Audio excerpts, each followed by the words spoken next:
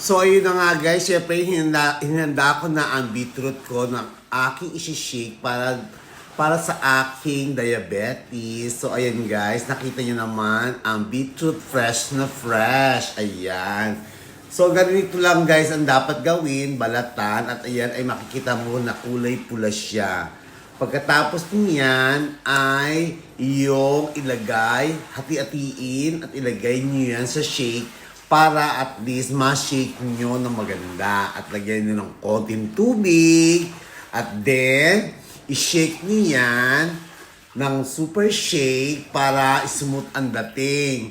Sa umaga yan guys para maganda at bumaba ang ating sugar at okay rin yan sa carbohydrates. Ganon. So, ayun ang ginagawa ko guys para at least ma-maintain ang aking sugar. At pagkatapos isalin niyan sa magandang baso para na masosyal ang tingnan para siyang Blood Mary. Ganon. Nakita nyo guys, napakaganda ng color niya at nagbubula-bula pa. Ganon.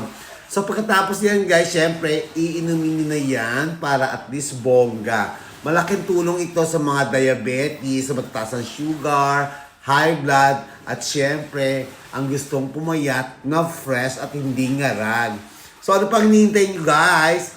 Maraming beetroot sa Pilipinas, kaya wag umarte. Love, love, love!